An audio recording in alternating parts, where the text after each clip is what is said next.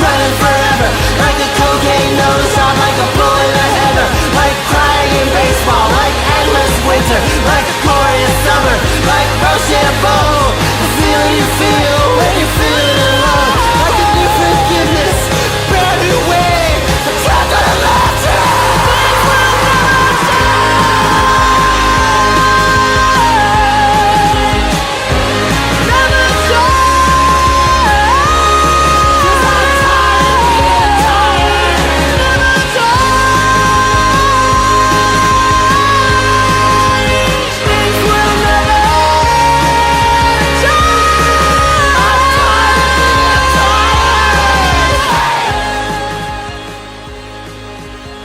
Welcome to the 2-Month Review, the weekly podcast brought to you by Open Letter and 3%, in which we take one giant book and break it down and talk about it every week for about an hour. I'm Chad Post from Open Letter Books, joined as always by Brian Wood, author of Joytime Killbox. That sounded so depressing. We talk about it for about an hour. Yeah. An hour you're not going to get back. I'm really sorry. I'm really sorry about that. I'm sorry you had to put up with our whatever this is for an hour. I was hoping we could truncate this to, like a Peloton fun ride. What is that, like 20 minutes? I have no idea when you put your Peloton in your dedicated room in your house that has hardwood flooring and floor-to-ceiling windows, that place that we all have, where it's our oasis of just bike riding. It's an empty room with a $5,000 bicycle, stationary bike. Whatever that is, I think that's about how long this should be. That's absolutely true. I got lost there, so I went with an hour, but we'll make it much shorter. That Peloton thing, though, mine I like where we have like all the big windows that overlook like the pretty girl in the building next to us who has the same setup and looks at me, and we ride against each other every morning. We race. Oh, really? No. But that's one of the commercials. It's like people racing across from each other in like these gigantic loft apartments. Well, when the time comes, we can segue into looking at people through the window, exercising. That is in one of our sections. That is in there. So yeah. So this season, if you haven't been following along, this season we're doing JR by William Gaddis, which was reprinted not too long ago by New York Review of Books. And today specifically, we're going up to page 424, starting with like page around 353. So we're more than halfway through this. What is the Franzen line? Where did he stop? What page number was it? He said in his... Oh, he does say, doesn't he? Because I wanted to celebrate. It's in the 400s somewhere, and I wanted to kind of celebrate it and mark it. Like, it's the Franzen line. Like, you hit there, like... Do you stay? Do you stop? Or you go? And so this is where we lose the consciousness of Franzen sitting on top of everything, depressing it. It's kind of like those people that go to Mount Everest and there's like markers along the way of like, oh, this is the dead Russian oligarch over here. Like that means we're almost there. Like there's like these dead bodies of rich people all along the trail that they can't get rid of. Because if you die on Everest, you just stay there, and it's so cold, you're perfectly preserved with like this black corpse. Your skin just frozen black. Your teeth, right? And so you're like, are we to the corpse of Franzen yet? I think we're almost there. I'm gonna look it up, and I'm gonna definitely put in like a gravestone next to. Like, put him in a. He's one of those guys that would probably, pay $100,000 or have somebody pay him $100,000 to write about his experience of summiting Everest on the back of a Sherpa. Yeah. So, some rich white asshole riding on the back of a Sherpa to the top of the world. I did it. That seems perfect. So we went to left field really fast talking about dead people on Everest, but that didn't take long. But nope. Yeah, I forget where the Franzen line is, but yeah, I want to put a little tombstone there. Have to commemorate it. it. But yeah, so what do you think of this section? This section's a little bit weird because like we've had these really, really funny ones, and this one isn't terribly funny, and it's also like the set pieces are really long. Like I felt like we were in scenes much longer than I'm used to in the book at this moment. And they're like, I have to be honest, like this section, I liked, but it also makes me uncomfortable because when they're in the 96th Street apartment and describing all this stuff there, like I start to like shake. Like it reminds me of my parents' house, but like in the worst possible way. And it's so cluttered and so insane that I'm like, ugh, I don't think I can take it. Like it's like claustrophobic to me. It is, but at the same time, it's at such a comedic effect that like I'm okay with it. It's kind of like when I was watching Brazil or something, Terry Gilliam's Brazil, and like everything is like the walls are constantly coming in and it's just packed with so much trash, but it's kind of funny at the same time. Yeah. Especially with the Rhoda character, like she's very like just crass and funny and hardcore, where Bast isn't, and so like her trying to take a bath and like everything when we get to that part, like I thought that was very. Like, yeah, it is cringy, but it's funny at the same time because it's so the volume is so loud on how, again, like cacophony, like it's just this crazy orchestra of just there's so much paper, hopping full of flavor box and the corn oil box, 202 ply, like. It is. I mean, it is really funny, but it is just like they get like the newspapers and puts them in the tub because there's nowhere else. And she's like, "Well, let's use this oven." He's like, "Doesn't work," and they open it, it's filled with mail. Like, that is like this, like that hoarder mentality. That hoarder thing is my parents' basement. Is that? But there is all of that, and at the same time, there's like, "I'm looking for my wife. Fuck off! Get off my doorstep!" Like that's happening, and then like, "Hi, I'm here to install a telephone for you." Like a video phone. Yeah, like just everything at once in this just crazy crescendo of orchestration. It's very funny. That is one of my favorite parts is when the telephone guy comes to install the video phone and Rhoda's the only one there. And she's like, yeah, whatever. He's like, well, where do you want it? She's like, I don't know, wherever they tell you to put it, telephone in your telephone guy classes. That you telephones go from your telephone school. I don't know. And she's like, I wish I had some drugs. I've got some in this apartment down the hall. And he's like, oh, you don't need a key to get in anything. And they just like go ransack Shrem's dead apartment. I've really enjoyed her splashing on the scene. She's a lot of fun. Yeah, she really is. She's wild. She's like a good wild card for this. From the get-go. Yeah, she's been like a fun, free spirit. So obviously things are going to be very tragic for her because she's cool and she's fun, which can't handle. Good things don't happen to people in this book. No. Well, not ones that seem to be like cool, you know? No. If she was like, David off or something like that, or JR, she'll be fine, but no. Yeah, JR maybe. So JR starts off this section. Yeah, it was great. Really long conversation about or multiple conversations about what's going on with all of his business stuff. And I don't know if there's a lot of funny bits of him because he's got the holy and oh boy, and like he's got that stuff stuffed in the handkerchief stuffed in there. But when I'm thinking of Home Alone, Lost in New York, the really bad one that has Donald Trump in it, where using a stupid Talkboy camcorder, he's able to book a suite at the Plaza Hotel in Manhattan because why not? Right? And it's the same way where you're like, I'll just put this rag over the receiver of the phone and like, hello, buy low, sell high, all the shit. Like, yeah, it's a bad connection. Sorry. Yeah, we have a lot of trouble with this. That works. Remember just the candy store too, where is it Veronica or Victoria, whoever like the secretary is, answering the phone in the payphone in the candy store. It's referenced in here too, which is great. But yeah, so I think that he's getting conned, JR, to a degree. Because he talks about his debentures and the Series B, Series C things, and it comes up here twice, but he describes literally a Ponzi scheme that these people, he's like, yeah, like here on the first page on 353, he's like, what do you mean the whole thing? Holy, what? No, wait a second. When when the interest was due on this here Series B, put out the Series C and use that money to pay off the ... That's like the Bernie Madoff scheme.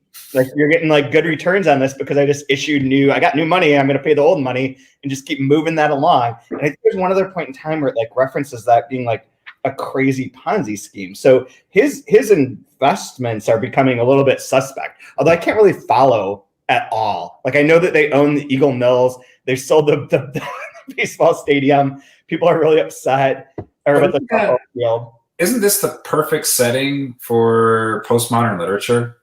Yeah. Right? Where just meaning is out the window, things broken and fractured into so many pieces that you can't make any sense of it outside of the fact that it just works. Don't worry about why it works or how it works or what the machinery is. It is confusion. It doesn't matter. Let's just like all of this noise, all of this kind of just cracking and cracking and cracking and cracking happening within the financial, and like to me, it just seems perfectly like a perfect setting for a postmodern masterpiece. Like it. Yeah, and I mean, most of that shit, like none of us really know. And I don't know that anyone in the book even really knows. Like what would Gaddis have done with the 2008 financial crisis? Oh my God. You know what I mean? I remember like trying to figure out to make sense of it, and like the people that are supposed to make sense of it can't make sense of it. Yeah. Other than like, I didn't think people would be greedy. Wow, that's where we went wrong. Like, yeah. Yeah. The human condition of greed, we thought maybe wouldn't happen, but whoa. I mean, if you can explain like short selling to me and like betting against yourself, like that would be a start. I don't get that. But yeah, that telephone scene, that long conversation, like that long one side of the conversation we get from JR in the phone, that I thought was just fantastic. I couldn't make sense of all of it. I just really just smiled reading about all the moves that he's doing. Just tell the teacher I'm sick. I'm working here. Like the whole scene of it is so good. I really love just like picking out like random bits of it because it is the one-sidedness of it, which is really fun. Yeah. And JR is just like, no, well, I mean, I'm sorry these hometown Eagles lost this year game, but when the Weekly Messenger says it's because they lost their home field, see, I think that's just an attempt to embarrass you, Mr. Hopper, since the bank's taking it over in this here leaseback deal. It's like, what? The cemetery belongs to what? The ancient and loyal order of what? Honest? Of which you're the grand what? Honest? Sure, no, but I mean, what would we do with a cemetery?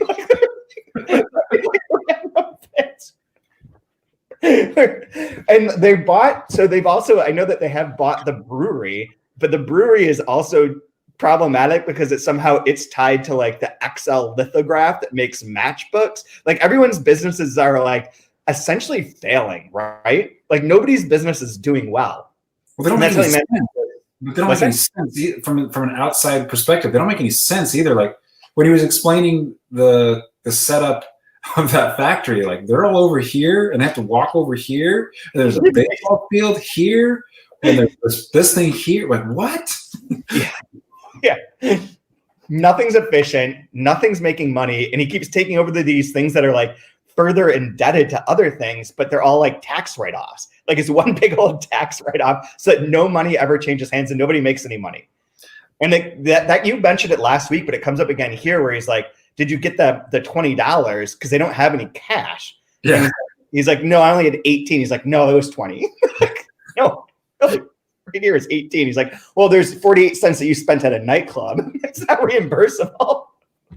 One of the other things I'm noticing again, and I think it's a wonderful kind of thematic element to the book, is the abutment of art and commerce. And we see that over, like even where they're choosing to be at the Museum of Art talking about business, like what an interesting setting to have it in. And we see it again with JR at the bottom of 364 spilling onto the top of 365 in the NYRB edition. Like I'll just start with sure, I know you don't, but, and then at the top of 365, just tell me one thing. Hey, what's lithography? Honest? And then they, what? No, but like putting some picture on these stones with this grease. No wonder they're losing all this money. I mean, like you can buy a camera for, no, okay, I didn't. But like this idea of like, you take this art form, lithography, and it's reduced down to like, what a waste of time and money. Just take a picture, right? Or like, why on earth would you do that? Like, that was another great example of from his viewpoint, like there's no money in this lithography thing. What are we doing? Yeah. And that's one of those things where it's an art, right? It's an art form. It's beautiful. It's craftsmanship. But no, just get a camera. Go to Kodak, get a camera. Exactly. So there's related to that too, like this is jumping ahead, but when we get to Schramm's part, which apparently Schramm's family was owned, what it called, not tripod, it's something with a T, but they own a business that's also doing horrible. And when they break down like the finances of it, they're like, why do we have like $3 million in inventory? They must not be doing very good at it. And the lawyer's like, yeah, there's been some problems with the inventory specialists. Like, yep, that doesn't work. And they're like, what about this? This doesn't make any sense either. And like every one of these businesses is just mismanaged to all hell and barely makes any sense at all. That is super fun. One thing I really want to know, I keep meaning to look this up, and I circled here, and that's why I want to ask you, what the fuck is the deal with cobalt? What does cobalt do as a mineral that everybody's talking about cobalt? I don't know in particular, but I think they use it to dye glass blue. And it's used a lot as a pigment, but Interesting, because it shows up in the section where they're talking when they buy the stock. They're like, we're writing this book about cobalt, and they're trying to get the cobalt from the African country. Mm-hmm. And then it shows up here too, in relation to the beer place, where he says cobalt in the water puts such a great head on their beer. So cobalt, it's like, I don't know what fucking cobalt is. I know it's like a car, like a shitty Ford car or something. No, my wife's uncle, he's from South America, and he does mining or something like that. I don't know, something super shady. But cobalt is a big one that they sell to a lot of beer manufacturers for the glass and for something else. Huh. Okay. He's like, I was drinking a Corona one time, and he's like, oh, I mine a lot of the cobalt that they use for that bottle you have right there. And I was like, right on. Cool. I'm still drinking a Corona though, so awesome. I'd rather have a Pacifico, to be honest, but whatever. That day. Oh man. So yeah, so he has a long conversation there, goes through and explains that's sneakers. What is up with sneakers in this? What is up with Buzzy's sneakers in this section? Can we talk about that? Poor Gibbs. Gibbs shut up, right? Gibbs can't ever find his fucking shoes. His shoes are a problem. The one burns down. He loses it in the cab, or the shoelace catches on fire. And then the coach is like, "Here's some shoes that you can wear." And they're from like the dead kid from like a few sections ago, who went running out of the principal's office and got hit by a car and died. And they're like, "Oh yeah, those are Buzzy's shoes." So just the terrible comedy on page 367. And again, I think it's a great way. Not only is it funny, but it indirectly, or kind of directly, personifies JR as being somebody that sees all the angles and all the details, right? He doesn't miss a thing. Yeah. Hey, where'd you get those, Mr. Gibbs? Those what? No, I just mean those sneakers. I mean, like, I never saw you wear. My mother got them for me. Where else do you get sneakers? Don't you like them? Honest? No, sure. I mean, they're real neat, and those red stars and all, he said, getting his arm low. I always wanted them nice. You know, Buzzy, he had them. And the door clattered closed. So, you think it's really interesting motif too, because when they go into Schramm's apartment, they take like one shoe and gives it to Bass because he had taken his other shoe when he was like when Gibbs lost his shoe. So they're constantly transferring footwear around in a weird way. But yeah, I just love the idea of like, oh, okay, yeah, cool story. Yeah, Buzzy had those same shoes. Weird. Oh my God. So yeah, so there's that part. Gibbs is on the phone too, complaining about his ex-wife, and he gives her the 5 shares of stock. So we have to track where the soap in Ulysses, where it moves throughout the day. Like the 5 shares of the general. Big in this section. We get a lot of fight. Like it's almost like a MacGuffin for Yeah. Everybody is going to be in search for the 5 shares to get the majority, right? Yep. And even Stella tries to hit him up for it. That liar. I love when he calls her out for lying in the 5 shares. It's just, that was such a great. Is he one thing Gibbs keeps remarking? So he goes to New York with her. They have that conversation. She's like, "Where are the?" Wait, before we skip ahead to that, the absolute epic comedy of Gibbs getting on the phone after JR finally leaves, and Gibbs get his chance to get on the phone on page 373. I think it was. Oh no, that's not it. It's before that. That's something else funny. Page 359. Thanks, Gibbs muttered, a hand already on the phone as it rang. Hello? But now wait a minute, operator. I can't owe you 20 cents overtime. I haven't even dialed yet. No, listen. I have an important call to make, and all right. God damn it. Here's your 20 cents. Why not? All right, just listen. You got your 20 cents. No, you just give me a dial to where? Listen, operator, don't. No, but listen, don't press your good fortune. You keep going on and on about, Jesus, how am I overtime? I just got here. I did not call Union Falls. Always with train tickets, the telephone, his shoes. Nothing ever works for him. It's so petty. Everything is so tiny and petty. Yep. Which maybe is perfect for a writer. Yeah. It's again another Curb Your Enthusiasm. Yes. 20 cents. And that whole thing is funny too, because he's like, "Hey, do you have change for $1?" And JR's like, "Yeah, here's quarters and some dimes." He's like, "Where's the dollar?" He's like, "Oh yeah, I don't really have that dollar with me." Like, well, I'll get you back later. Since Bernie Sanders is like the consummate meme, how wonderful would it be if he could voice Gibbs in the audio version? That would be fantastic. I'm so over that Bernie Sanders meme. It took about 7 minutes. Yeah.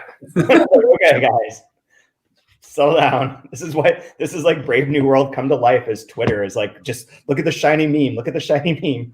I'm gonna put Joe Biden. I'm gonna put Bernie Sanders in all sorts of weird places. Don't pay attention to anything that's happening.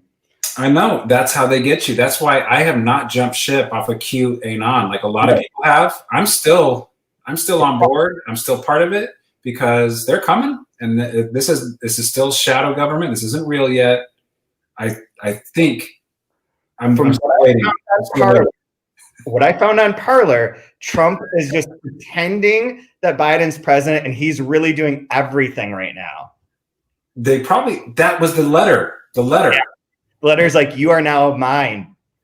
I control it." No, I do think his words were generous. It was a generous letter. And so probably what the generosity was is, I'll let you pretend to be president while I'm actually operating it from a pizza shop in Mar-a-Lago pizza shop. Yeah. I have a link to Italy because Italy's controlling the satellites to the voting machine. It makes sense. I'm with you. It totally makes sense. I mean, I'm totally with you.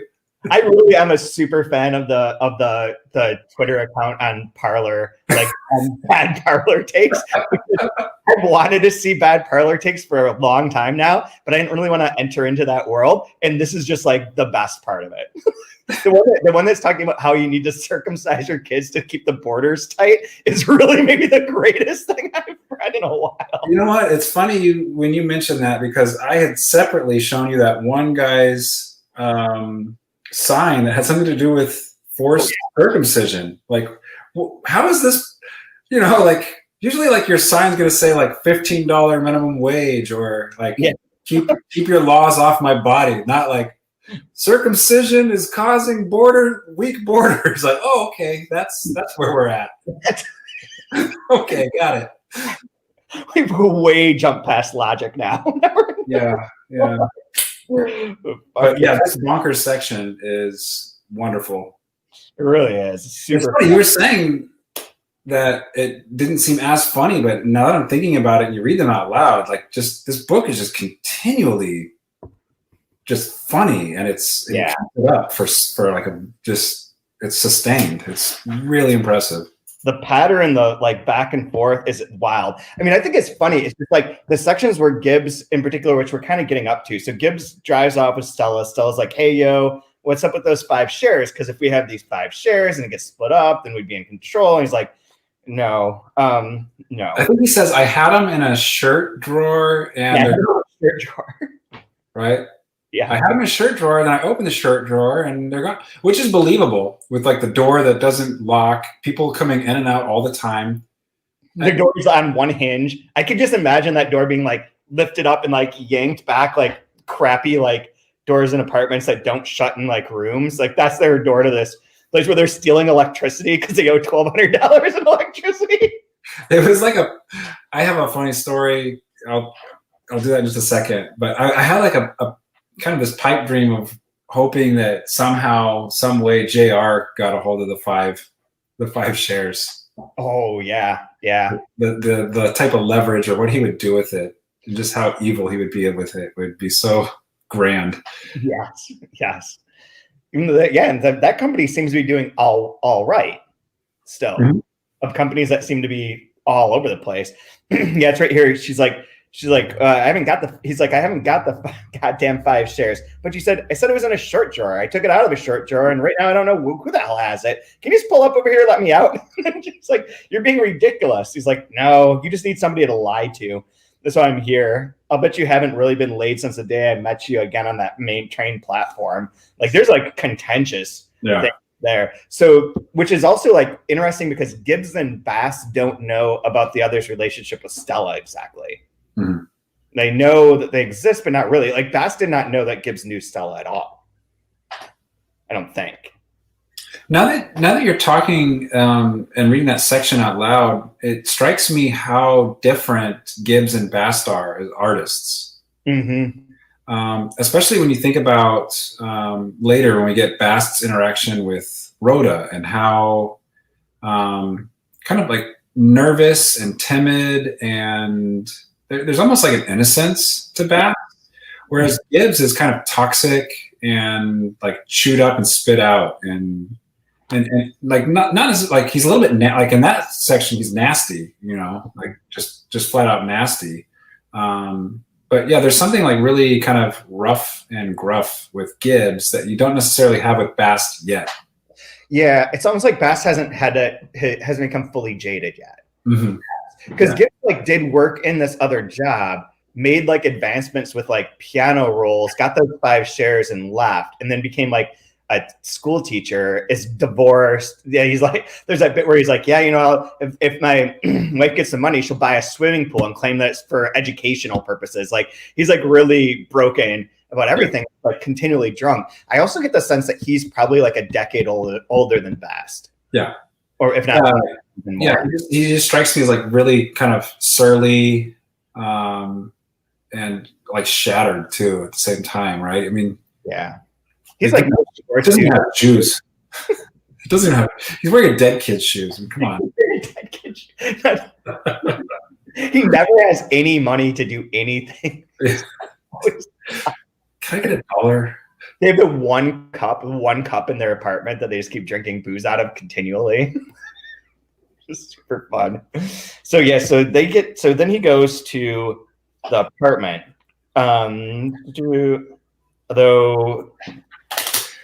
What happens next? I think it's mostly Bast in the apartment, right? Yeah.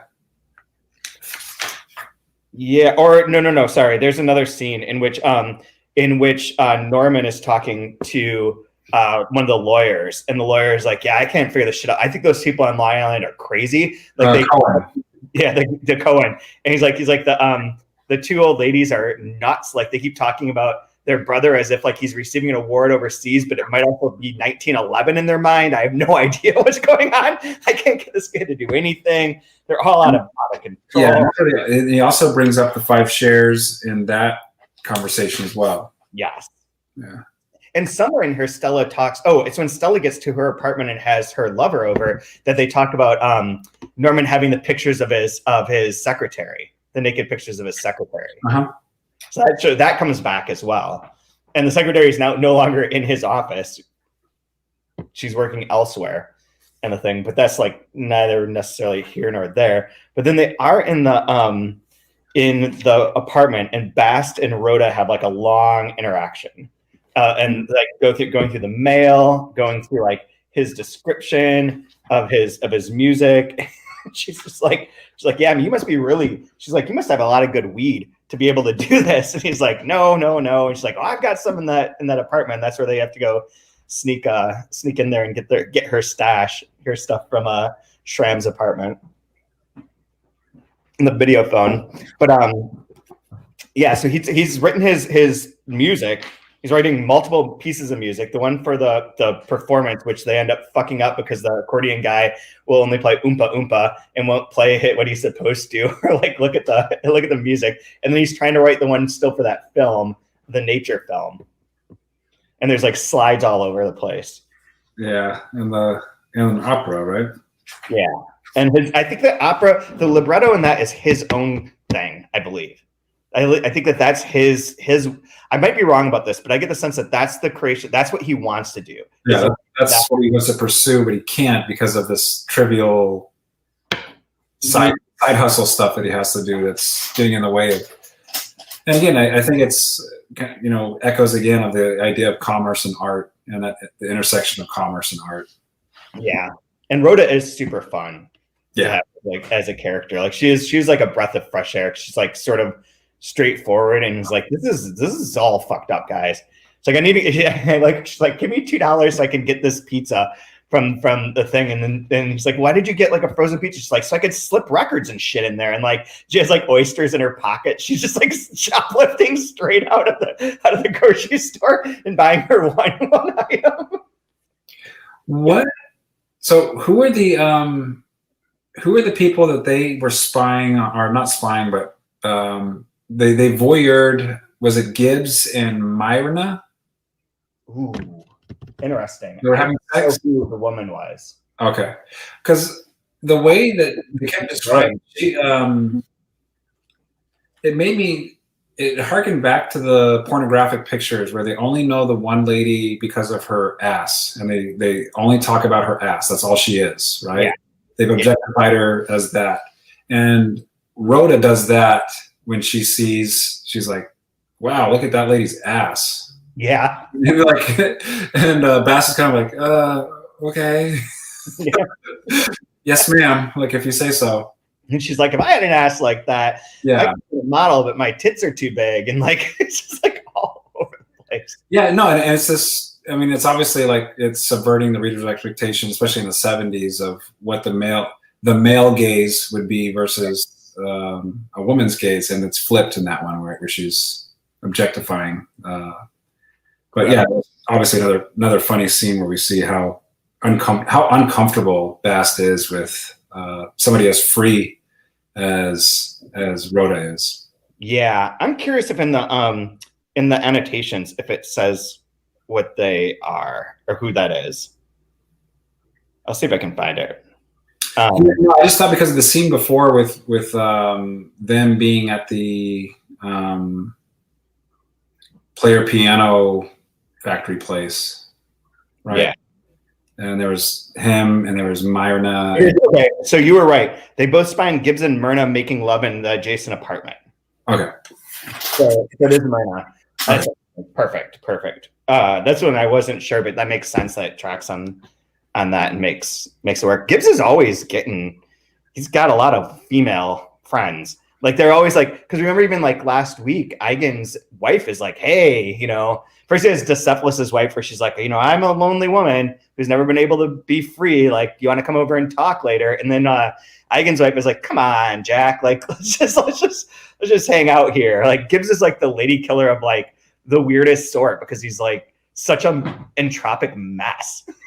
How does that? It's funny because like Gibbs is like clearly and obviously the stand-in for Gaddis inserting himself into his work, right? Gaddis is the Eigen character. That's who he's supposed to be. Eigen?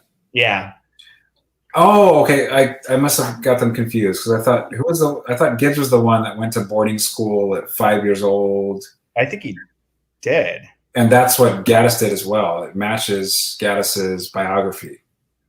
Right. but maybe I'm confusing that. But Eigen is the Gaddis persona because he writes he's the writing for the company, and which Gaddis did. And then he said that the character took off and got away from him, and it's not really him, but that was the initial intent, was that Tom Eigen would be Gaddis's stand-in, especially in relation to making fun of the corporate writing. Okay. And that whole part of it. But yeah, Gibbs does have, I think Gibbs was he was the boarding school character. Yeah, and there's the sadness to him of, like, I loved it when he's trying to read the book to Bast, and it's like, I don't want to hear, and I don't want to read what you're working on. I just don't care. And it's so important. It's so important to the writer, and the person's like, all right, well, just, what is it? I love it because Gibbs is like, what's hard about that? What's difficult? What's difficult here? And he's reading, he's like, look, I don't understand. and knowing that he's working on something difficult and purposefully difficult, it just seemed very, like, it was Gaddis saying, like, this is me, this is what I'm working on, this is what I, kind of making fun of himself. Yeah. So he does all of that, but then he makes it where he's like just crushing it at the same time. It's like, oh, come on. Eigen, just to footnote this, so one of the plot points from this is that Eigen's wife has left him now. That when he was in Germany, he came home and she's gone and taken their son with her. So that gets like dropped in, like it's like a subtle bit in the conversation with the lawyer, with Schramm's family lawyer. He's like, I'm not really the family lawyer. But that whole section was interesting too. I mean, I guess you can just sort of jump around with it a bit. So we have Bast and Rhoda hang out. She takes a bath. There's no towels anywhere. He's like, well, all we have is this shirt. And she's like, I'll be dirtier if I use that shirt. Like, people. And like, nothing works. The water faucet breaks in the bathtub after the one that's in the kitchen that can't shut off either. So there's just water flowing throughout this house, which leads to a great line from Gibbs where he's like, this man, he's the greatest tenant that we have. Like, he's controlling the entropy. Like, have the entropy over here, he moves it over here to the tub, balancing out that entropy all throughout this apartment. Like, and you just envision all these boxes of shit that's just like teetering, like just about to fall. Nobody knows what any of it is. The Greenspan is a made up name, right? Like, it's just like that's like a fake person that they invented. It's a name for business, I think. Hyman Greenspan, and it's his apartment, because he's the one who owes the money to the electric company. Yeah. But there's no Hyman Greenspan that's ever shown up. But like the Schramm thing is interesting. So they have that, and then they're going to like try and break down Schramm's like accounts because they're the co-executors of his will, and or of his like estate. And they're like in his apartment, they're like, well, none of the shit's worth anything. There's like a shoe here. And they're like, no, that's not really what we're talking about. He's like, look, there's 3 unopened shirts. They're like rummaging through his like clothing and whatnot. But apparently he does have money and has given money in trust to the 2 kids, to Gibbs's daughter and to Eigen's son. But neither one of them can access it because they're not of age. So they have to get people to be in charge of the trust because of how he set it up. And they keep being like, well, once you go to court and are like the legal representative, and he's like, it's my son. Like, of course I'm like, what do you mean I need to get like certified as his representative? And like, it's just the way that the law works. It's just what happens. And so you get that like tantalizing bit of like, maybe there is money there. Like, this is the first person who's had like wealth, it seems, or potentially has wealth that can be passed along. And it's for like the kids' education or whatnot. And they're kind of winning the lottery in that sense. And yet like through the taxes and through the law stuff, it's all getting fucked up again. Like, it's just mired into like, it seems like that's not going to happen. Like, it just stops. Everything just kind of like grinds to a halt the second that there seems to be something good. And every time JR is like, oh, now we've got this tax write-off and this property and all these like things, it always leads to something else that's like wrong. It always like grinds itself down really fast and doesn't ever quite make them any money. I think it's fun too. It's like life. Yeah. My wheat stocks are really going up though. They've gone up $30 in the past month. Wow. Yeah. Ever since the election, the runoff election in Atlanta, they've just been soaring. Apparently that was like the moment. I clicked on a clickbait article yesterday or the day before that was talking about instead of buying a Tesla Model S when they came out, if you would have purchased Tesla stock instead. So I think it was like 70 grand or something like that. Mm-hmm. And you would now have almost like $9.5 million had you, instead of buying your stupid car, if you would have bought shares instead, you have $9 million. I don't know how money works. It's all imaginary, right? What is money? Like Elon Musk could be worth nothing tomorrow. I don't know how that works, but cool. Yeah. I need to debentures and Series B and C. I know how to run a Ponzi scheme, man. I get that. You just get new investment to pay old investment. I don't know. I'm like a typical artist type, I guess, where like when I was working a real job, I was having everything maxed out in retirement plans, and I don't even know where they are. I don't like I've moved so many times and I've had so many different jobs. Like I know that money's somewhere. I just have to give my social security number to somebody online and they'll find it. I don't know how this works. You can go to those states where they have like the unclaimed treasure and find out if you have something. Basically, yeah. I saw someone on Twitter. It's like, I think it's Catherine Lacey, the writer. Like she's been doing that all pandemic, going to these states and like taping everyone she knows. And she found someone who got like $150. Perfect. Why not? I want to try it. I also like, so this section really, there isn't any much more plot. Like that happens. They have the conversation with the lawyer. They're in the 96th Street thing the whole time. And then it ends with Tom and Gibbs leaving, Eigen and Gibbs leaving to go somewhere. I don't remember where they're going, but they're done with that conversation. But that's basically all of the plotting points of it. But there's a lot of fun stuff in there, like where the one that I flipped to where all of a sudden it's like information on adopting a foster child. Call the special dial a child number at Plaza 5. And we're just like, what the fuck is that? And he's like, oh, it's a radio that's somewhere under here. I can't find it. There's a radio somewhere. But it's just like running. And then the thing about the clock where Gibbs is like, no, you can't do it by 10. It's a 12. You got to get base 12, not base 10. Like the clock runs backwards. That he's like, I've created a chart so that if it says that, you just add it up unless it's 11 or 12. And then you do it this other way. And he's like, oh my God, no. Perfect. The electricity went out for 4 hours. So the clock is way off already. Nobody knows what time it is. So crazy. That apartment is so chaotic to me. Yeah. So chaotic. Yeah, that apartment is like the definition of postmodernism. Yeah, he doesn't ever use the piano because he can't get all the shit off of it to be able to use the piano to write his compositions. He just writes them. But it also goes with the Beethoven comment of never compose in a room with a piano. Yeah. Feels weird. Use it. Yeah, you'll be too tempted to play it or try it or whatever. But yeah, exactly. No, like the big takeaways for me on this one was the the 5 shares, right? That's mentioned in 3 different scenes, I think. Yeah. From 3 different people. So it's like this, like that was really important.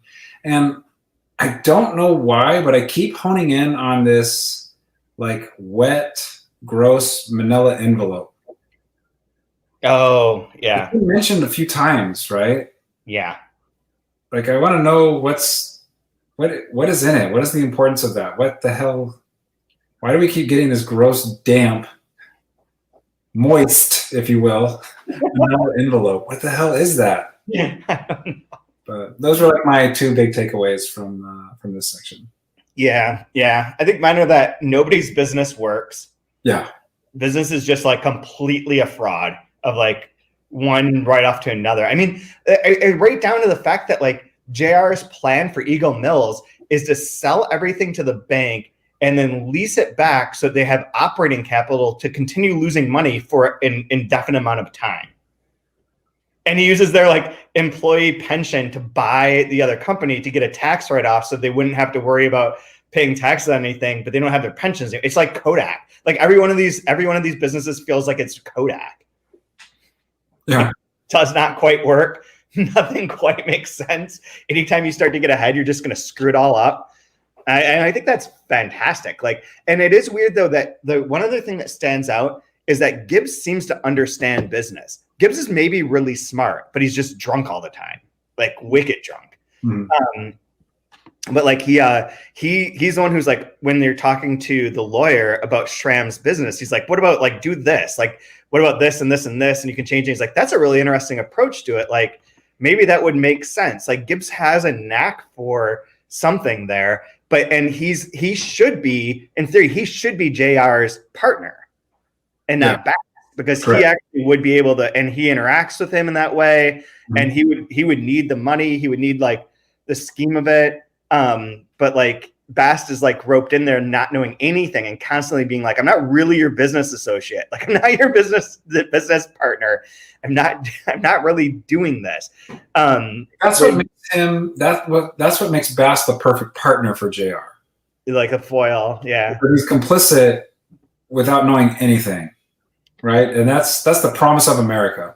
100% these people should all go to jail for their scheming. Yeah. No, exactly. Like I am convinced that JR is the promise of America, and he is fulfilling it to the fullest. Yes. And so disgusting and gross and entertaining. Yep. Yeah. Yep. Absolutely. Super fun. And I hope Rhoda keeps coming. Like what happens when an artist is living in that world and is surrounded by that world, what it does to them. Yeah. Right? Yep. Just chewed up, spit out, crushed. And I feel like Bast is idealistic in a way and frustrated, but he's on his way between JR and Gibbs. He's on his way to Gibbs territory. Yeah, yeah, absolutely. From the machinations of JR, like pushing him in, pushing it. It's a really neat triangle if you think about those three characters. You can another layer to that is that if JR knew of Bass' uncle/father's death and like the whole box, the general box share thing, that's a moment where Bass who was like, remember, he's only gotten like, he got paid like $11 or something. They fucked up his check when he had to leave the school, and they just gave it to him wrong, and he doesn't have any money, but his like aunts have that house on Long Island, and his uncle just died, and like they're separating out that estate. And if he claimed that was his father, like that would interfere with everything and get him some sort of money. But instead he's just like, I'll just live in this like 96th Street apartment that's just a complete disaster, and like scrounging for like $18 from his like former student who is running like a million scams and shipping things endlessly. Like all the books, he's like, I can't read these. He's like, don't worry, I signed you up for a speed reading class. Like, what was the degree? Alabama College? Yeah, the Alabama Business College? Or? Why would I want to go to the Alabama College of Business? Oh, that's super funny too, is that they finally get they get a electric envelope opener, and they just manage to like tear apart every envelope into two pieces and not open it correctly. Do you have one for the IRS? I've got half the IRS here. I've got half this. Do you have a top for it? It is so funny. Yeah. It's so interesting because like as ridiculous and chaotic as this book is, it's completely cinematic. Mm-hmm. I can perfectly picture these scenes taking place on a screen or on a stage. Yeah, it works wonderfully, like dramatically. It works so wonderfully, but at the same time, I know you're not a big fan of cinematic realism. It perfectly punches a hole in like the conventions of cinematic realism. Yeah, but yeah, I find it so it's in this wonderful sweet spot. I wonder if this is the stout talking. So I'm going to just say this anyways, but the cinematic realism, the part of like cinematic realism that I dislike among like the neo-realist writers, American writers in particular, is that it's all set up to be manipulative. Like it's all very manipulative. Sure. And like the scenes are set up to have that like sort of look, the interactions that happen is all very manipulated to be like a Lifetime movie, but but that sort of thing. Whereas this is like more of that kind of Balzac Zola realism where it's like just dirty and all the like, it's like, rather than like the Platonic ideal, it's the Aristotelian, like all the detritus and like all the things are there. Like it is realistic because it's everything. Yeah. But it's not like, it doesn't feel like it's overly crafted into like making you like a part that I as a writer am playing with and affecting your like responses. Instead, it's just like flat on the page, like it's all right there. And I like that so much better. Like it doesn't feel, I don't like feeling manipulated by books or movies, in particular movies. I feel like movies are very manipulative. And it drives me a little crazy. Which, you know, so Noah Baumbach's going to adapt White Noise, and okay. Really? Yeah, that came out this week. Like, what a weird, because like I know David Cronenberg did Cosmopolis. oh, really? Which this book in some ways reminds me a little bit of Cosmopolis, with like, right, the protagonist being in his limo and like how insane Manhattan and money is, right? So yeah, that was David Cronenberg that did that film adaptation. But yeah, like, for lack of a better term, mumblecore seems like a weird way of approaching White Noise, but I don't know. Who knows? Who knows? I mean, I like Noah Baumbach's earlier movies, but I haven't seen recent ones. But that made me think that if anyone were going to adopt JR, like as a non-serious answer, it's going to be like Wes Anderson. Okay. He'll make it all twee and filled with like the Shin songs and like weird colors, and it will not be good. Yeah. Wes Anderson, but I could see this being like a Wes Anderson project.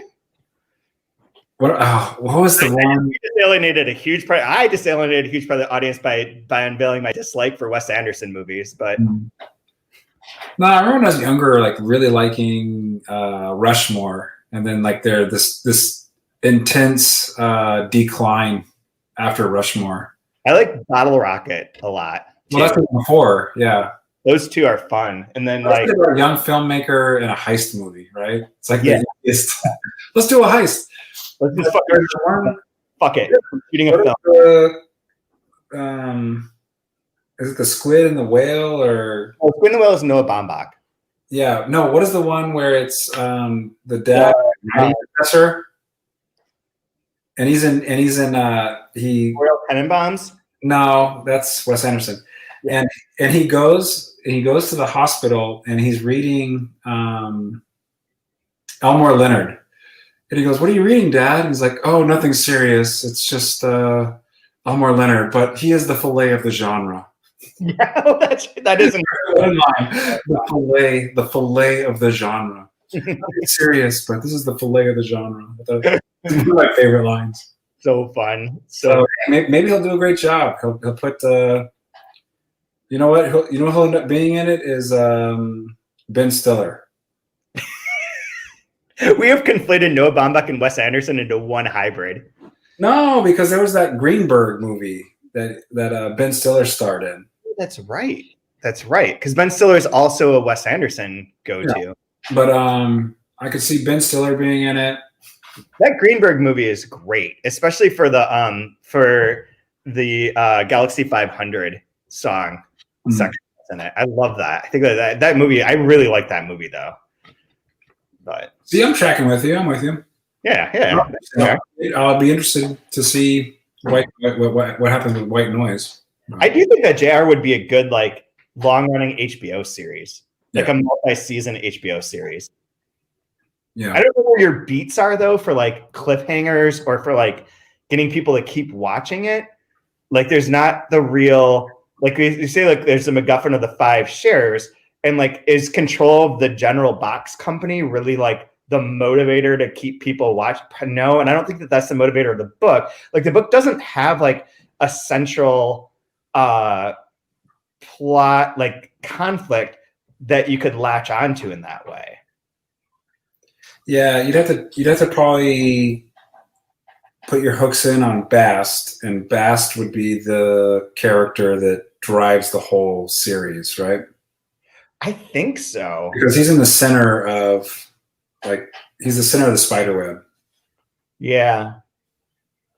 Like what's his But you can rearrange it and make it work somehow. It's kind of like an Emily Temple article for LitHub about here are the 10 actors who should be in the JR adaptation. And so, By Wes Anderson for HBO. yeah. It'd be funny. I wonder if like the Gaddis estate has like a no movie clause in everything. Well, I heard Quibi was going to do it, but that didn't work out. I remember that was a thing. That was about as newsworthy as Kobe Bryant's death. Yeah. I hope that's the ending. That should be, when you edit it, that should be the end of the podcast right there, that episode. I heard Kobe was going to do it, but that didn't work out. Outro music. I cut it there, totally. Do you have a favorite line from this week? I did. Let me see where I underlined. I had a bunch, but I have a bunch of weird underlined ones. Oh yeah, here's mine. This is the one that I referenced, but this is where I marked it too. Goddamn clever. If he asked me, he couldn't shut off the sink, so he turned on the tub to distribute all this goddamn entropy a little better. Hand me that bottle, will you, Bast? So hand me that bottle, will you, Bast? Mine is on page 375. So we switch over to the office with Cohen speaking, talking about those 5 shares. Little bourbon here to clear our heads before we dive in. It's like, oh yeah, I was thinking this idea of like sober January, where that came from. Whose dumb idea was that? I'm not part of that. Yeah, I'll take a little bourbon here to clear our heads before we dive in. Yep. That was mine. I always need some bourbon before we dive into this book to clear our head. Yeah. Same. Anything else you want to plug or point out? No plugging, no pointing out. Just really enjoying the ride, and I'm looking forward. I'll look up again where the deadline is for Franzen and all. Yeah. You can put it in your next blog post or whatever. We have a bunch of guests coming up in the next few weeks, and we will finish this by the end of February. Awesome. Where do we read to next? I know we stopped here at 425. It goes up to page, I think, 5. No, it's 491. 491. Perfect. Looking forward to it. Yeah, is there like a written part in this? Wait a second. That's right after. Yeah, there we go. That'll be fun. Little changes. Okay, so next week we'll go over that. We'll have a special guest. We will have more banter. This book is great. I mean, I really like it. I really like reading it each week. It's super fun. And I'm glad that it's fun to not remember it super clearly, only like the general outlines and see what's going to happen. Yeah. This all can't work at all. 1, 2, 3, go!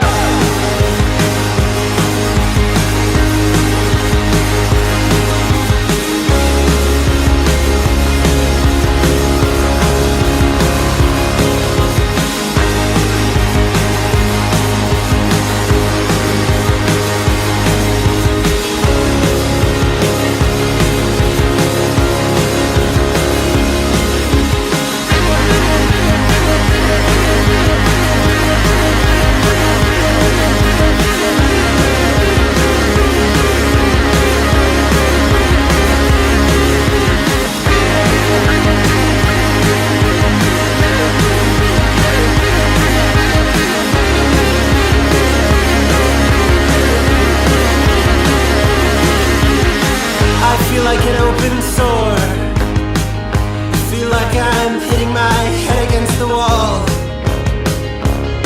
and I'm tired.